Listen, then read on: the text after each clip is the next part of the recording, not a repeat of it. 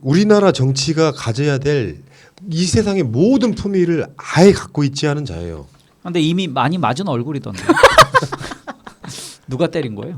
그러니까 이게 민경욱이 왜 막말러가 됐냐가 아까 그 미래통합당이 마인드를 바꿔야 되는 건 바로 똑같은 거예요. 자신들 일부 정말 한 점도 안 되는 지지자들을 대변하려다 보니 말이 세게 나가지. 아이고 우리 민경욱 의원 잘한다 잘한다 잘한다. 이게 너무 취해버린 자. 거기다 기본 인생이 원래 안 돼 있던 놈. 이게 합쳐져 가지고 선거가 떨어졌어. 다시 말씀드리지만 남영희 후보는 어마어마한 선택을 했더라고요. 문재인 정부의 선거 개표 결국 시스템인 거잖아요. 선관위라고 하는 것도 독립적인 기관이긴 하지만 거기에 대한 불신을 내가 드러내는 건 말이 안 된다. 이 취지거든요. 한번 해보고 싶지 사실은 뭐 돈이 얼마나 든다고.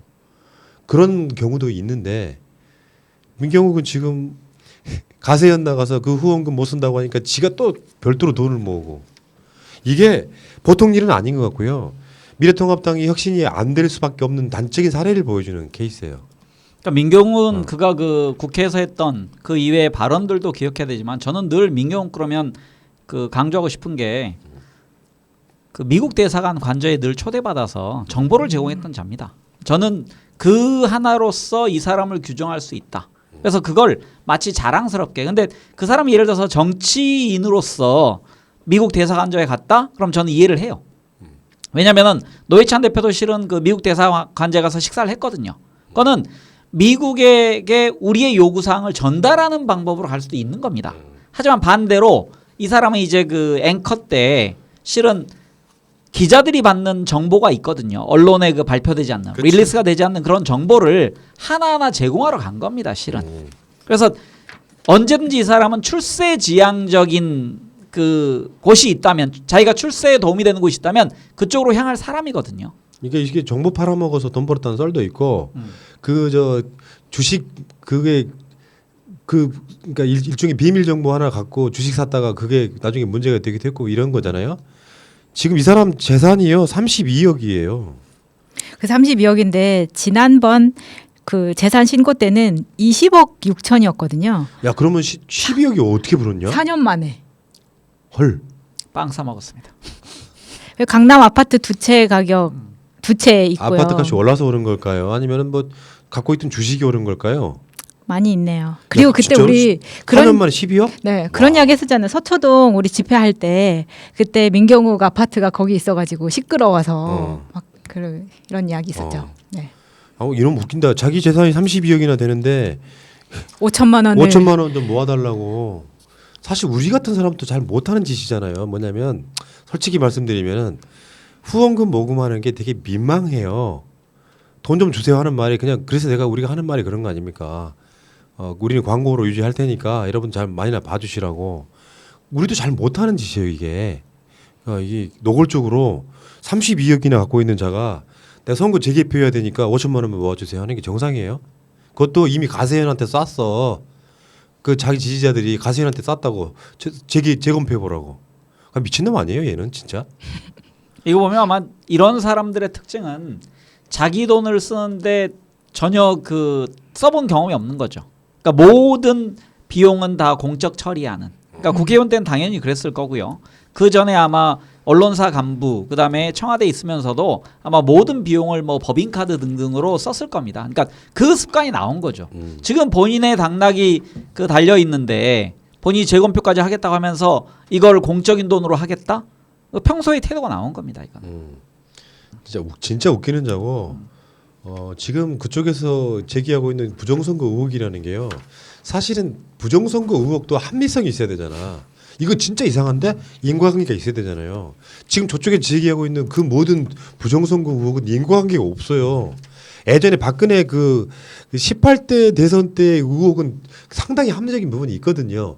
뭔가 말도 안 되는 상황들이 너무나 연속적으로 나열되니까 이거는 뭐 투표함 바꿔치기 했다면서 그 투표함으로 재검표하자고 하는 이게 가장 코미디예요 사실은. 국민을 졸로 보는 거죠. 32만 원 갖고 있는 사람이 지나가는 사람한테 5천 원 삥 뜯으려고 하는 거잖아요. 이 비유 맞아요? 왜요? 32억이라고 하면 너무 커서 감이 안 옵니다. 그렇구나. 자 이런 상황이어서 근데 여기에 동조하는 국회의원들이 있다는 게 문제야. 주로 떨어진 애들. 이런 마인드니까 안 바뀌는 거라고. 그러니까 이 민경욱은요 내가 봤을 때 미래통합당에 두고두고 걸칫거리가 될 거예요. 사실 인천 선거가 망가진 게 누구 때문이야. 아니 인천 선거뿐만 아니지. 민경욱 공천 때문에 호떡이 된 거고요. 잘 봐봐. 그 당의 당대표급 되는 자가 정로를 못 벗어났지.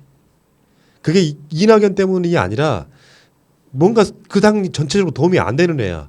자기 대변인 했던 놈이잖아요. 그러니까 어떻게든지 두세 번 막 호떡 공천해가지고 죽었던 놈을 살리고 하는 과정에 민심을 잃는 건 두 번째입니다. 당심을 잃지. 대체 민교환 죄는 뭔데 하니까 당대표란 놈이 어디 지역에 어떤 지역도 가지를 못하고 자기 선거만 했잖아. 그러니까 선거 과정에서 제일 싫은 그 민주당이랑 구별되는 게 그거였죠. 그러니까 이낙연 총리 같은 경우는 전국 각지를 돌아다녔거든요. 그러니까 하루 일정을 보면 서울 경기도를 반드시 도는 코스가 있고 종로에서 나중에 또 아침에 인사했고 낮에 돌고 오후에는 반드시 종로로 돌아옵니다. 근데 그걸 나중에 욕했던 비난했던 자들이에요. 그러니까 황교안은 나는 종로에 하루 종일 있는데 왜 이낙연 총리는 밖에 나갔다 오냐, 종로에 대한 관심이 없는 거냐. 그게 아니고 우리는 여유가 있어서 가서 그냥 이렇게 다른 정치인들 충분히 도와주고 국민들이 호소하는 그런 그 폭넓은 정치를 한 건데 황교안은 뭐 해봤어야죠. 그럼 옛날 김대중 대통령 때나 뭐 YS 때 그 사람들은 자기 지역구 안 했거든요. 전혀. 그냥 전국을 돌면서 지지하고 자기 지역구는 다 비워놔도 그냥 사람들이 찍어주는 겁니다. 그 정도 정치력을 가지고 그 유권자들에 대한 믿음이 있었거든요. 근데 황교안은 발이 묶였습니다. 그러니까 그건 우리 같은 사람들이 펌프질해서 종로 나가야 돼. 그렇지 않으면 비겁한 거야. 그치, 양천갑도 안 되고 뭐 강남도 안 되고 거기에 빠져든 겁니다. 고품격 이간질 했었죠. 우리도. 몰래 듣고 있어. 종로 나가라고. 근데 이제 문제는 부정선거 의혹이라는 것이요. 우리가 제기해본 사람들이기 때문에 알아요. 일단 첫 번째. 아무리 합리적인 이유가 있어도 안 먹히는 이유는 언론이 안 받아주기 때문이에요. 이슈화가 안 된다고. 근데 지금 일제히 부정선거 의혹이 제기되니까 모든 기성 미디어들이 니들이 왜 틀렸는지를 가르쳐 줄게라고 한번 다 눌렀어요.